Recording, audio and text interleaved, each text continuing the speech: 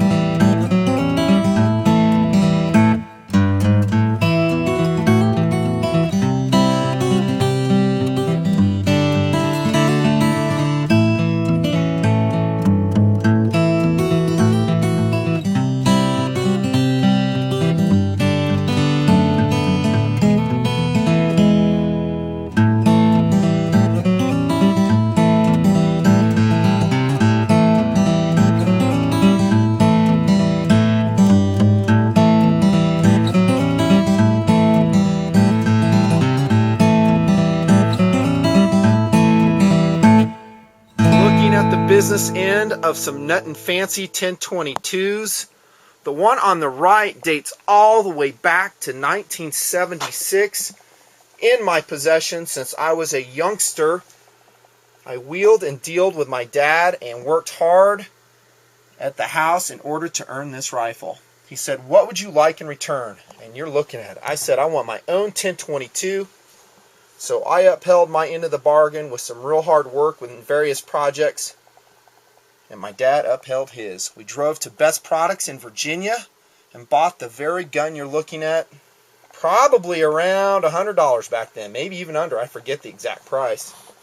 And this has been a treasured companion in the Nutnfancy family, dating all the way back to the 1970s. Specifically, this one was made in 1976, long time ago, having accompanied me in all kinds of adventures down in the swamps of Alabama and Florida, mountains of Utah, Colorado, Arizona, everywhere this gun has gone. Pretty much in its standard configuration, it is wearing an Eagle flash hider. That company is now defunct, sadly, because that was a very well made, nicely sculpted and profiled flash hider, wearing a 2x7 blue ribbon beam and airgun scope. Couple mods in the trigger group I'll talk about, but other than that, stock. Still wearing that much worn hardwood stock barrel and receiver. There's a lot of sentiment attached to this gun for me. Never will get rid of it, and I pretty much keep it in its stock configuration. This is the tabletop of the 1022 by Nutnfancy. There have been a lot of reviews on this gun. There's probably a lot out there. I didn't really look, but there's a lot of people that come to the Nutnfancy project to learn what the best gear is for their money, which is becoming more and more limited. And that's why I'm doing this review. I've had a lot of people ask me, "Dude, do a review on the 1022. You got it. Here it is. As I usually try to do, I'm going to follow a couple talking points. I may vary here and there, and I may forget things as I go along. You'll see I hit most things. I am not the ultimate 1022 expert. There are guys that devote their whole life to these little Rugers. They know everything there is to know about them, all the history, all the variations, the timeline when things were changed, the company offerings, the different stocks. And yeah, we'll talk about some of those variations right there. But I will tell you this, I'm a very experienced 1022 user from, like I said, all the way back. And I will just tell you what my own takes and POU of these little guns has been over the years, and show you some things to think about as we go through the review. Let's start it off, and let me click back into the mothership here. Hang on just one second, and we'll start off with history. You TNPers out there that have watched some other review vids that I've done, namely the Mini 14, the LCP, probably have detected that Nutnfancy is a big fan of Ruger. That would be a true statement. I love Ruger. And I really like the direction that Ruger is currently taking, coming out with all these cool and innovative, groundbreaking designs. Yeah, some of them may be based on other designs, kind of like the LCPs based on the Keltec P3AT. That's okay. But the SR9, the LCR, the 5.56, All of these innovative designs are outstanding and continue a tradition at Ruger of breaking new ground and kind of setting the tone that others strive to follow. That's always been the case at Ruger, truth be told. And getting back to the history of the 1022, that starts back in 1959, when again Ruger was leading the pack with the introduction of what was called the Deerstalker. The Deerstalker was a 44 Magnum hunting carbine. 44 Magnum back in 1959 was considered pistol only, as far as I can remember. And it was groundbreaking that you had a rifle chambered for it. By the way, the Deerstalker looked just like the 1022. That's because the 1022 is based on the Deerstalker. It's just downsized for the 22 long rifle cartridge. Great idea, Bill Ruger. You guys may have some differences with how Bill Ruger stood on some political issues, and I'm one of those people too.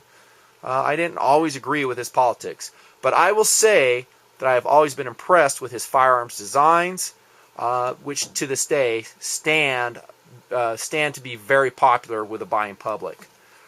The Deerstalker sold, my understanding, very well from 1959 all the way up probably to the late 70s. The sales started tapering off, finally discontinued from the Ruger lineup in 1985. Kind of a bummer, because I think if it was reintroduced, it would probably sell again pretty well. But it was very groundbreaking in its design. Again, the chambering was groundbreaking. Also, the size and the weight. Remember, back in the 50s, early 60s, the standard for hunting was maybe a Model 70 and 30-06, a bolt-action gun, lever actions like the Winchester 94 series, very popular. All of those are great guns, but an auto-loading, pistol-chambered carbine, yeah, it broke new ground.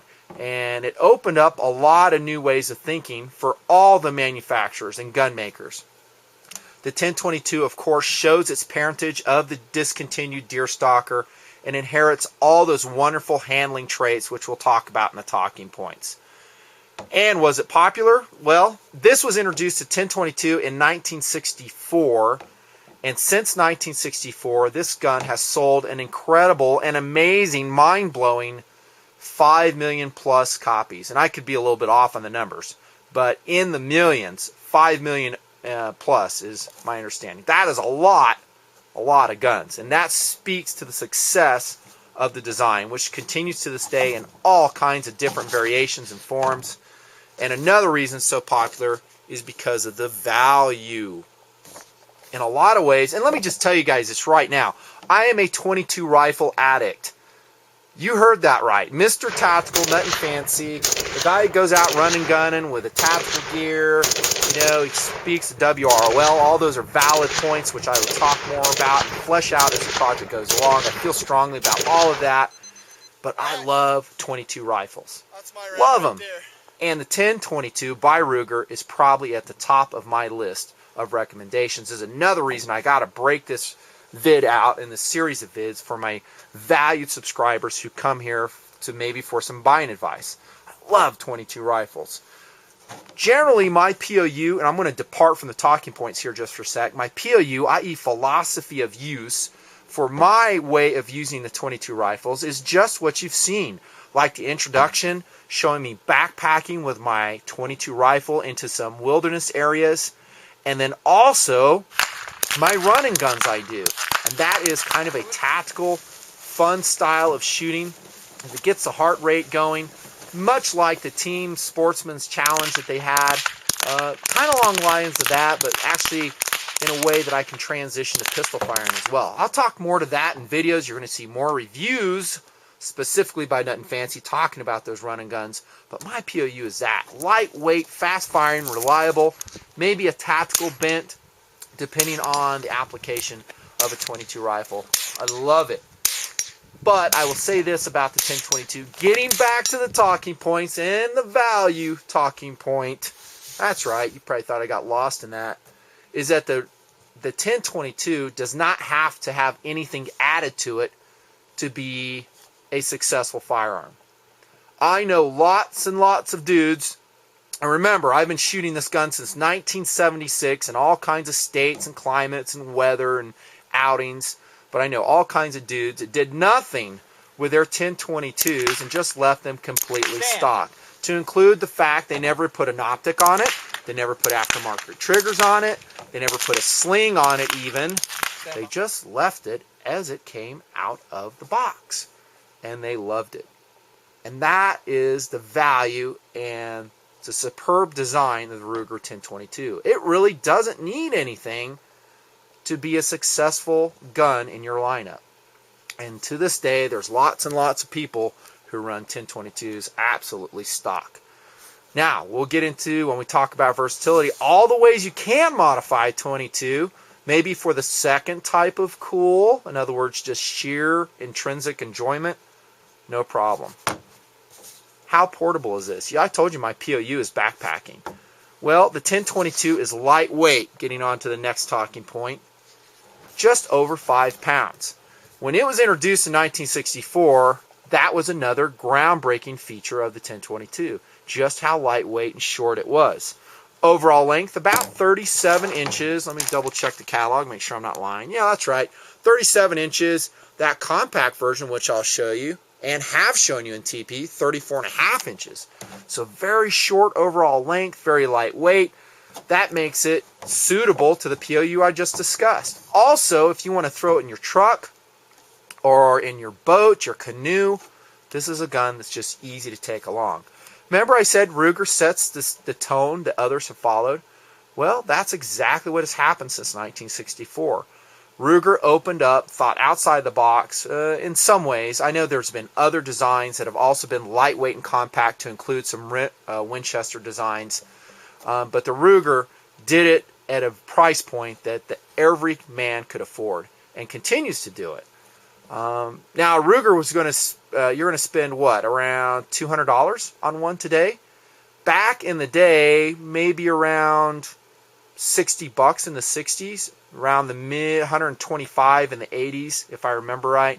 So yeah, that price has steadily gone up, but even as it is now, for around $200, again, it depends on the model you're getting, where you're getting it. The Ruger 1022 represents amazing value that you will not regret. Super high value and packable.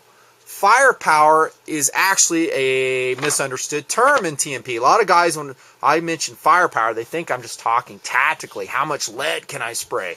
No, we're talking about how many rounds can you fire. Now, as it comes from the factory, the Ruger 1022 comes with a very well-designed, very reliable, compact, lightweight, helical feed 10-round magazine. Very proven. And that, again, was another innovative design back in the 60s. Wow, we'd never seen that.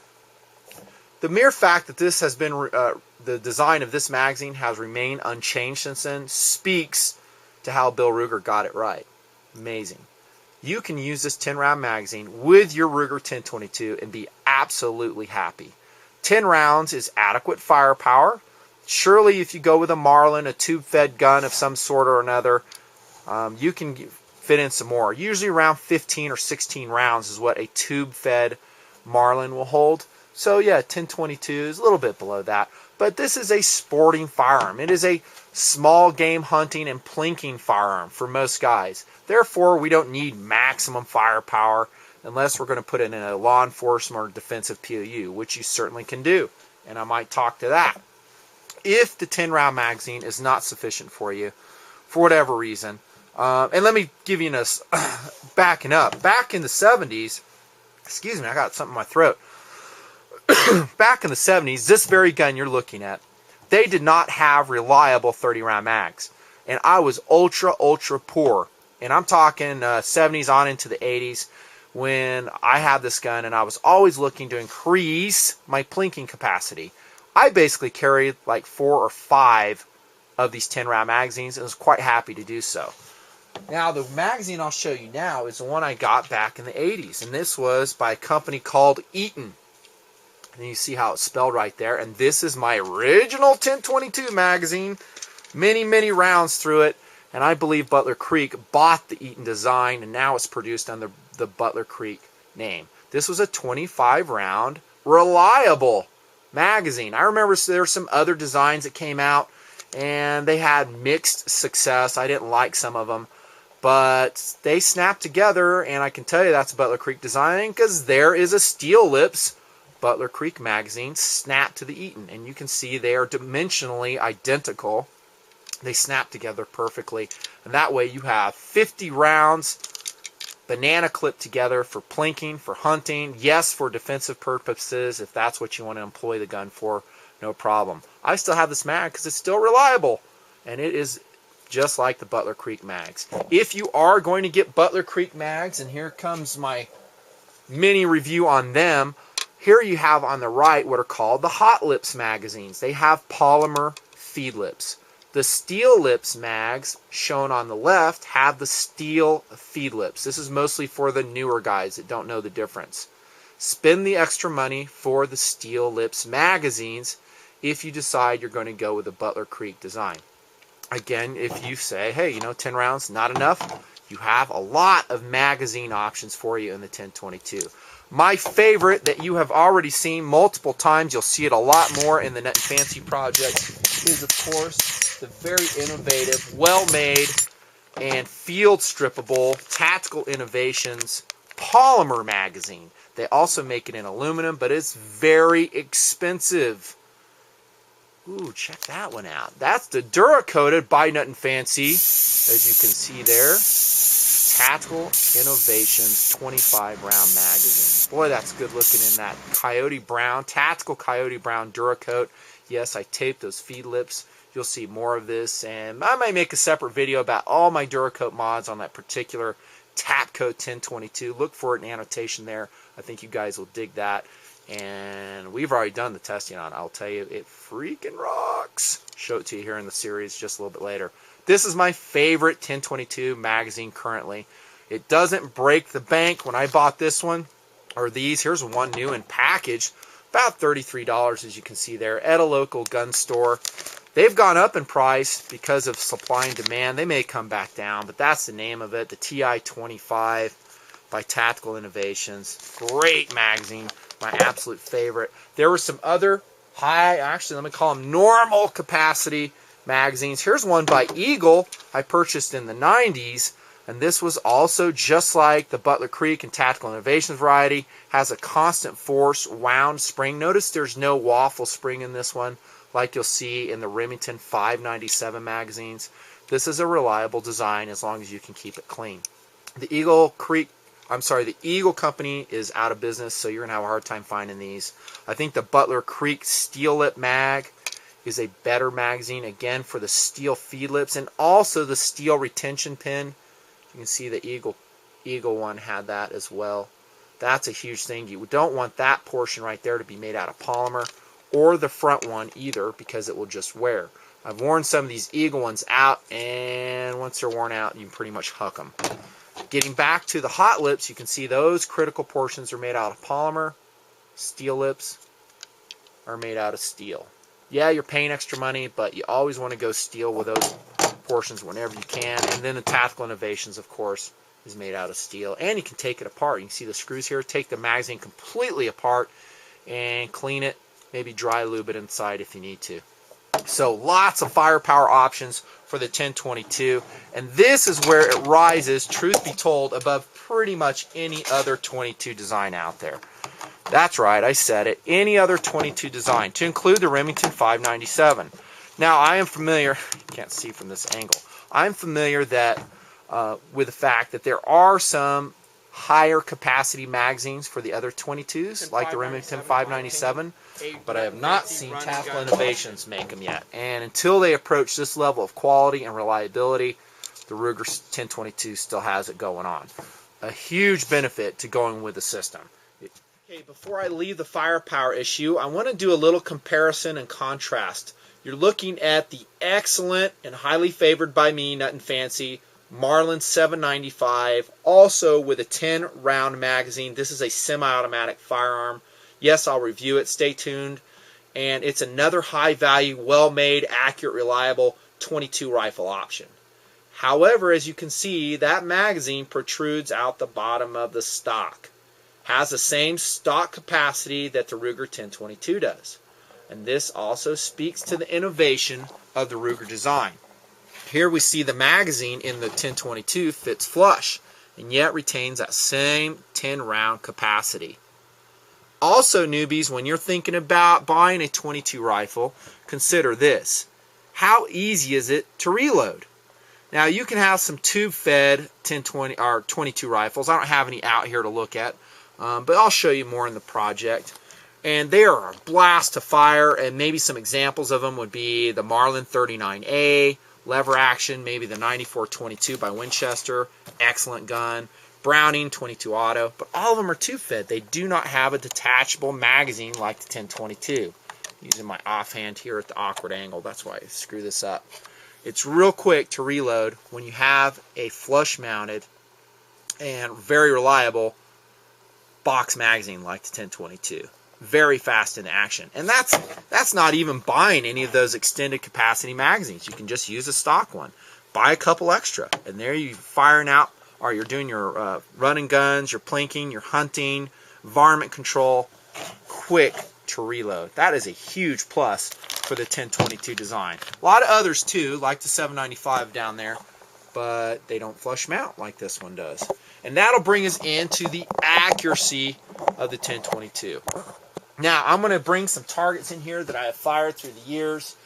And let's talk again about POU, because for a lot of dudes and gals, the 1022 is a target rifle. That's what they buy it for. That's what they enjoy doing. And they set it up for bench rest competitions. And their whole drive in life and in shooting is making little tiny one-hole groups at various ranges. Sometimes out to 100 yards. Maybe not one hole, but as tight a group as possible. And they'll spend a lot of money on the accessories, the stocks, and things that will help them accomplish that goal of the 1022. I'm all for that. I think it's outstanding. I am not a bench rest competitor. Although I was on a shooting team many years ago for 22 rifle small bore in the military in high school. That's right, JROTC. I was on a shooting team with bolt action guns. I forget what it was. Man, I had a blast doing that. I don't do that per se now. I have too many other things I do. I like the running guns. I like backpacking. Maybe some varmint control, rabbit hunting with my 22s. So for me, I am not necessarily striving for one-hole accuracy. I do believe that an inaccurate gun is an uninteresting gun. Therefore, I love accuracy.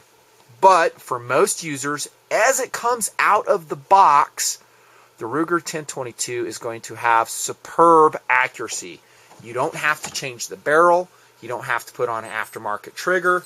You don't have to do anything to the gun as it comes out of the box to achieve accuracy like this. Here we are going back to 1990, December 29th, 1990. Yes, I save all my targets. This is the very 1022 you're looking at. At the time, it was in a folding, I think, Apache or some type of folding stock. But this is a group I shot 60 rounds. Thank you very much. This is at an indoor range, I believe. And yeah, it was off a bipod, just 50 feet. But still, not bad for 60 rounds. If you really want to see the accuracy of a gun, do a bunch of rounds, not just 3 or 5 rounds. Do at least 10 rounds, and you can see the spread. And that, I never use super quality 22 ammo like Ely Match or anything like that. This is probably just promotional ammo. Next up will be December, also going back to 1999. SRCO. What's that stand for? Well, if you watched my Kel-Tec PF9 review, that's Spokane Rifle Club, outdoor. 25-yard range from the bench in heavy falling snow, 32 degrees outside. And here's some stuff that, and that was with a 94-22, and this was sighting in. And there's some more sighting in. So no, it's not a one-hole group. Sorry to disappoint you, but I'm pretty happy with it. This one's out of the BC or Butler Creek barrel. That's a good group, 25 yards. And you can achieve similar accuracy or pretty close to it with just a stock barrel in my experience. There's another Butler Creek group, and I'll show you that gun here as we go into variations. 33 yards, that's just cheap ammo. 10 rounds. So yeah, there's a lot of dudes that can do better, but that's the accuracy that I'm pretty happy with. And some of this is me. It's not the gun. It's me shooting it. So I could have done better that day. What do we got here? January 2000. This is up in Idaho shooting this, and not the best groups in the world.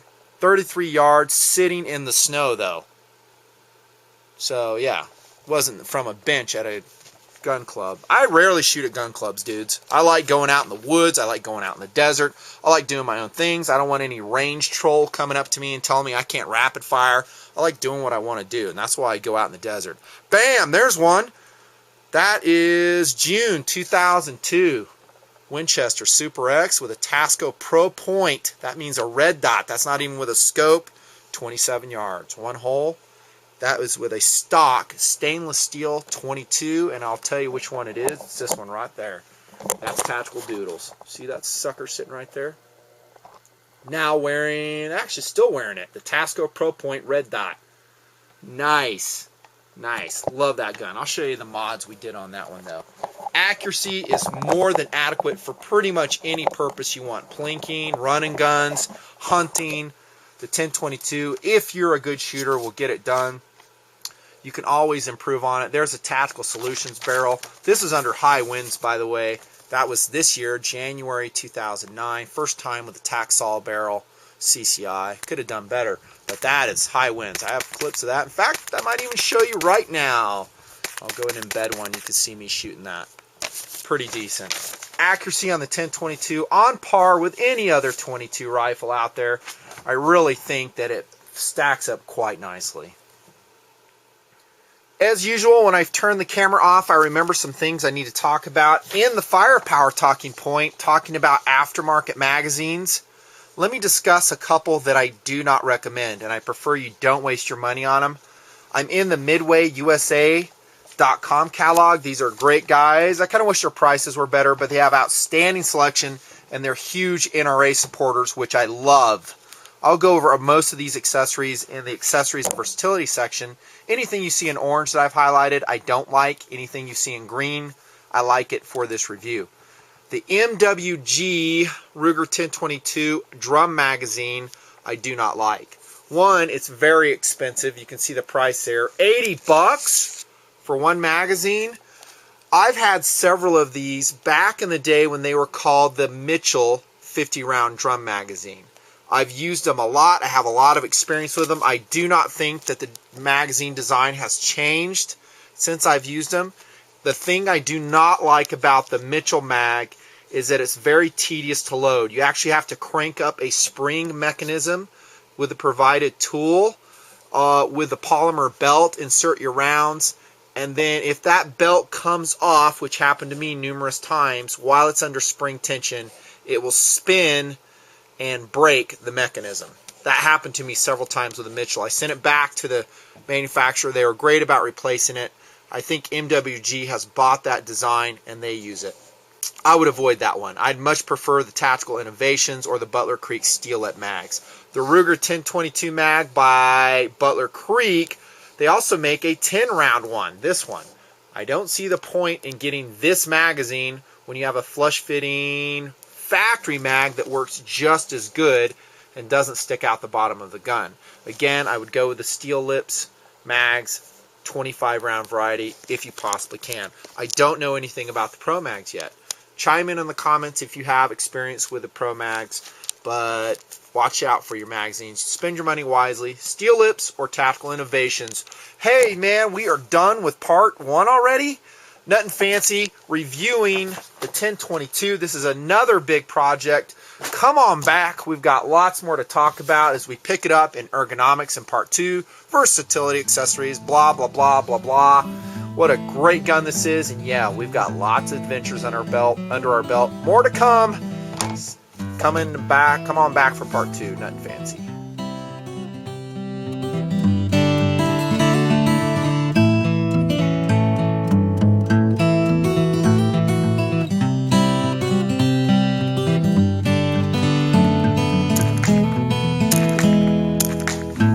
Go 1, 2, 3, each humanoid target.